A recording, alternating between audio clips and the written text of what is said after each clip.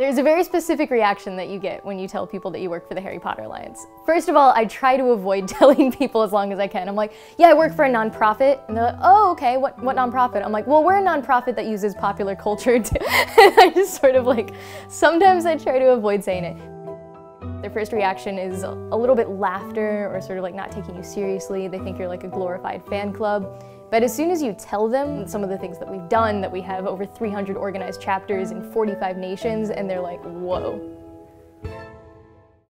The Harry Potter Alliance is a nonprofit organization that turns fans into heroes. And what that basically means is that we use the intrinsic enthusiasm and community spirit of fans along with the power of story to mobilize them towards social action. We have sent 5 cargo planes to Haiti. We've built libraries across the world. We've protected thousands of civilians in Darfur and Burma through fundraising. We have close to 300 chapters on 6 continents and 45 countries. We're helping to get people who never would have been activists to become activists. Back in 2005, Andrew Slack, who is our now president, he was a touring comedian. And so he would go to colleges all across the nation and perform with his comedy troupe. And he started getting really disillusioned because his comedy troupe could pull in like huge crowds, fill the whole campus auditorium.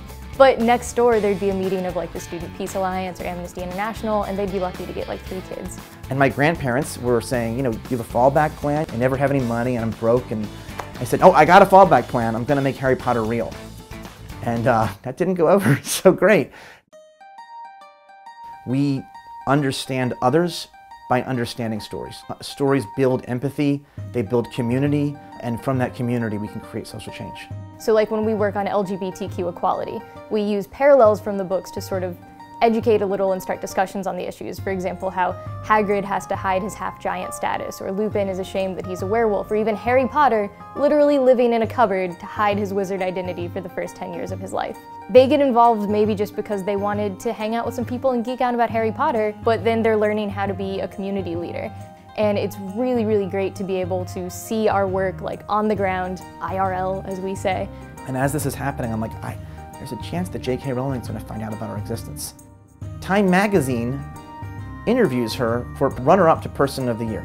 They ask her about the Harry Potter Alliance. And the quote said, when asked about the Harry Potter Alliance, J.K. Rowling practically levitates off her seat. And she says that she's humbled, so humbled that people are doing this in Harry's name. And I'm like, humbled? You're humbled? If you and I were to get into a humility contest, I would win. Her most recent sign of support was working with us and the over 400,000 people who signed letters asking that all Harry Potter chocolate no longer be associated with child slavery.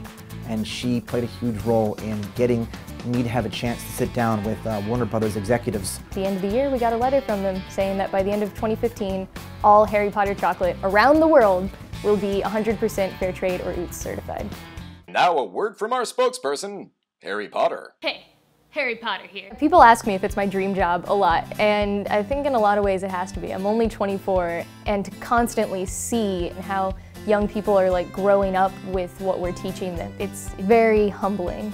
My original plan was to build a movement that's using the power of story to change the world. A plan that even if I live till I'm 150, as Dumbledore does, I would never be able to fulfill. It's not about putting out every fire, but investing in a new methodology that we can come together in communities that are empowering and truly loving. It's wild that we've been around for 10 years, but as Harry Potter fans, you know, 11 is actually much more important. So we're really looking forward to our 11th birthday. Hopefully we'll get our Hogwarts letter.